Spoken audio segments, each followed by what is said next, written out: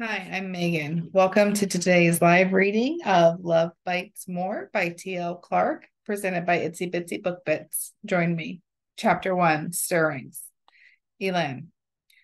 Whimpering at the loss of the mail as he withdraws from me, I steady myself against the bench. My buttock stings as a playful smack strikes at them. Aw, did you want to kiss and cuddle, princess? You came to the wrong place, my hookup mocks. Fuck you, I fire back, even though I know he's only teasing. The remark rankles. Again, already? Now you're just being greedy, he replies, laughter ringing in his voice. Dropping my chin down towards my chest, I utter with a sigh. Yeah. His breath hitches and his tone turns serious. Do I hear a complaint? No, of course not. Oh, never mind. Ignore me. I'm spun around, and today's partner swipes his thumb across my cheek. You are satisfied, Elaine, are you not? We may have casual interactions in the den of sin, but ensuring joint pleasure is still a priority. My gut twists to the realization that I've caused him concern. I am satisfied, I confirm with my best fake smile. He believes me enough to wipe himself down, dress, and stalk out of the room without another word. The noises and emotions coming from the only other pair in here does nothing to assuage my fraught nerves. But then again, neither has the perfectly adequate session. But then again, neither has the perfectly adequate session I've just experienced. Honestly, there was nothing to complain about. People come here to work off excess sexual energy with whomever is available and of the same mind. My giver was not selfish. At any other time, I would have been more than happy. But today, no, longer than that. Recently, it's different. This has been building for a while, and I just don't know why. I just feel wrong, incomplete, restless, a feeling I cannot fully place. My inner cat is prowling. Rolling my shoulders, I try to release the niggling doubt. I had hoped a quickie before my shift would ease my stress.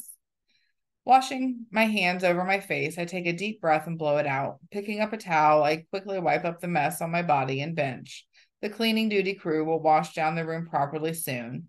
I don't want to be too meticulous and interrupt the pair who are still going. My session in the Den of Sin, which Kiera had been trying and failing to rename the Den of Fun, by the way, was a desperate attempt. I do not do desperate. This is not me. Ugh, I cry, slamming the door on my way out. An overly emphasized "oh" sounds from inside the room, followed by laughter. Rah! I roar, furiously stomping down the tunnel. Someone coming in the opposite direction looks my way with curiosity. My lip curls, revealing elongated teeth. The other clan member squeaks and hurries past as a growl rumbles from me. I jump as a hand lands on my shoulder, pulling me to a halt. I pivot to face my foe, all too ready for a fight. Whoa, Elan, what has you snarling this early, brother? Arwyn asks, his face a mix of concern and cheekiness. My lip curls again. I'm unable to control the bitterness spewing out. If I knew, I would not be in this state. Turning on my heel, I walk away, my shoulders hunched and eyes fixed on the ground.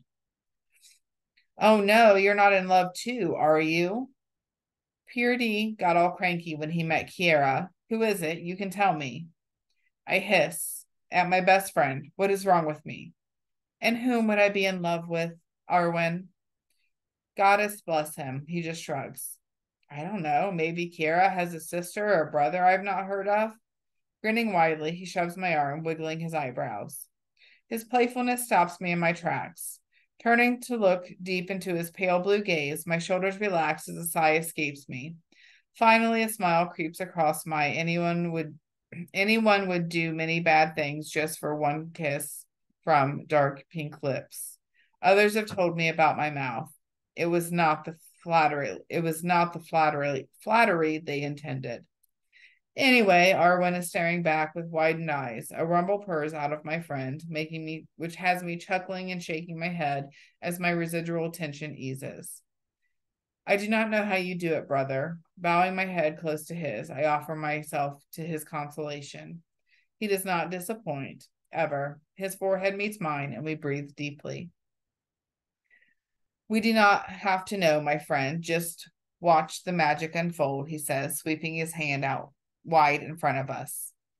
I shove his shoulder with mine, and together we walk out of the bright light of day. Walk out into the bright light of day. Come, brother, food will help, Arwyn suggests as we approach the dining area. Kiara is already there, pouring our coffees, goddess bless her. Pryderi is sauntering over with their plates of food. With a nod of thanks, we walk out. I walk to the servery whilst Arwyn takes a seat with our friends. Without needing to ask, I pile bacon, scrambled eggs, and bread onto a plate for Arwyn. This is the same as for me, only I splurge with some honey onto my bread. Licking my lips, I take our morning meal across and join the group. Arwyn's grateful, toothy grin is enough to melt my heart. I love providing for him, even if it's only in this small way. If only it could be more, I give a rueful smile back. Careful, Pryderi. Elan might bite this morning, Arwyn warns. Pryderi raises a brow. Is that so? Your bed not warm, Elan? You lot will never know, I grumble toward my food. Ha, don't say I didn't warn you, Arwyn teases Pryderi, whilst ruffling my hair. I shirk him off. Truly, is there something we should know, or that we can help with? Pryderi asks. I hold my breath. Is there? Not if I'm keeping the oath sworn as a youngling. Puffing out, I shake my head. Alas, nothing.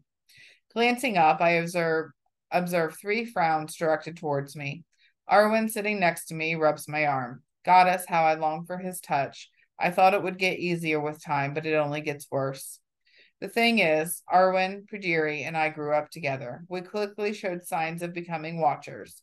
We are bonded as brothers at arms. We swore to one another never to get intimately involved with one another, not wishing to complicate our sacred relationship. That was all well and good when we were young, but as hormones kicked in, I developed feelings towards Arwyn. In fairness, who wouldn't? Just look at him, tall, broad-shouldered, slim-waisted, sculpted, a subtle dusting on those hollow cheeks, piercing pale blue eyes that shimmer with mirth, and a smile that could melt my leather trousers off. Seriously, that strawberry-colored Cupid's bow that would test anyone's resolve. Add in shaggy dark hair I want to run my fingers through, and his fiercely loyal yet teasing personality. How is a male to refuse? I fully admit that it was stupid to make that vow. Elinefae are promiscuous, and when not mated, it wouldn't have had to mean anything. I hook up with others all the time, but I sigh, unable to lie to myself. It would mean something, everything, and I won't be like him. The frowns looking at me are only getting more furrowed. I shrug my shoulders, attempting to smile. They do not appear convinced. Peering at Pryderi and his mate, Kira, my smile turns genuine. I cannot be anything but happy for those two. They fought so hard to get her halfling self-accepted into our clan. There were literal fights. The sorceress side of her was not to be argued with, though. Besides, any fool can see they belong with one another. He kisses her nose, the gesture turning my insides to goo. Diverting our conversation to clan updates, I avoid the awkward topic of love once more. How many times have I done this? It is almost habit by this point, but I have honor. I will not break an oath, no matter how misguided it was. This is the best and worst part of my day, sitting beside my best friend, being so close that our thighs brush. It would be so easy to stroke his cheek, lean my head against his shoulder, or stroke his shaggy mane, but I resist, again. Scoffing down my meal as quickly as possible, I get up to start my watcher shift. There is a parameter to monitor. Duty first.